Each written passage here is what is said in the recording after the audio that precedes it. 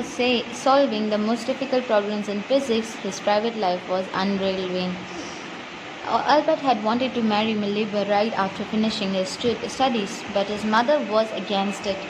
She thought Mileva, who was 3 years older than her son, was too old for him.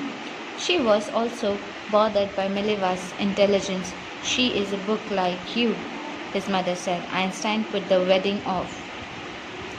Einstein जहाँ पर physics में तो बहुत अच्छा काम कर रहे थे, वहीं उनकी पर्सनल लाइफ इतनी अच्छी नहीं चल रही थी। वो मिलेवा से शादी करना चाहते थे, जो कि उन्होंने सोचा था कि पढ़ाई पूरी करते ही वो मिलेवा से शादी कर लेंगे, लेकिन आइंस्टाइन की माँ इस चीज़ के खिलाफ़ थी। उन्हें ये लगता था कि मिलेवा उनसे 3 साल बड़ी हैं, इसलिए वो उनके लिए सूटेबल नहीं है।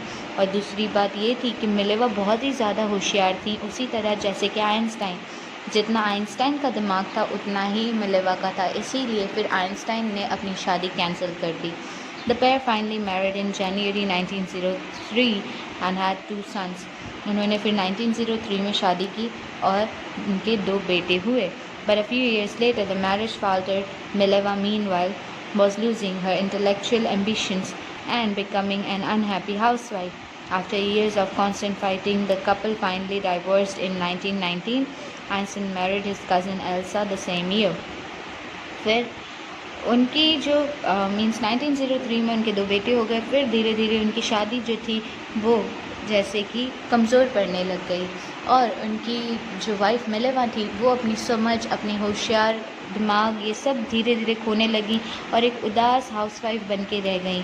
तब वो दोनों फिर लड़ाई झगड़ा करते रहे। फिर 1990 में उन दोनों ने डाइवोर्स ले लिया और उसी साल आइंस्टाइन ने अपनी कज़िन एल्सा से शादी कर ली। उसके बाद Einstein's new personal chapter coincided with his rise to world fame. फिर यहीं पर जब ये पर्सनल चैप्टर्स इस तरह से चल रहे थे, वहीं उनकी जो अपनी पर्सनल लाइफ थी वो इतनी अच्छी नहीं थी, लेकिन प्रोफेशनल उनकी बहुत अच्छी थी, उन्हें बहुत ज़्यादा फेम मिल रहा था। इन 1915 he had publish his general theory of relativity. फिर उन्होंने एक जनरल थियोरी लिखकर रिलेटिविटी की छपाई, which provided a new interpretation of gravity. तब ग्रेविटी की खोज हुई। An eclipse of the sun in 1990, और तभी 1990 में ये सूरज का जो ग्रहण लगा, इससे ये चीज़ प्रूव हो गया, prove that it was accurate. तब उनकी ये थ्योरी बिल्कुल सही साबित हुई 1990 में, जब उनकी नई शादी हुई थी और उनका डिवोर्स हुआ था। Einstein had correctly calculated in advance the extent to which the light from fixed stars would be deflected. उन्होंने पहले ही एग्जैक्ट अमाउंट बता दिया था कि कितनी दूरी पर तारे जो होंगे अपनी रोशनी कम कर देंगे या फिर बदल देंगे अपना direction.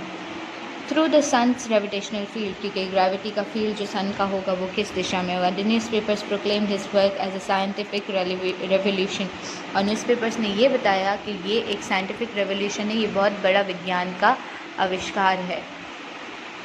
After then Einstein received the Nobel prize for physics in 1921।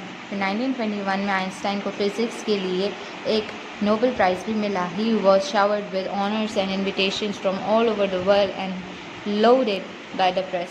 तब उन्हें हर जगह से बुलावा आ रहा था। वो इतने मशहूर हो चुके थे कि वो जैसे बहुत ज़्यादा उनकी इन खोजों की वजह से पॉपुलर हो चुके थे। पूरी दुनिया उनसे मिलना चाहती थी और हर मीडिया का व्यक्ति उनका इंटरव्यू लेना चाहता था।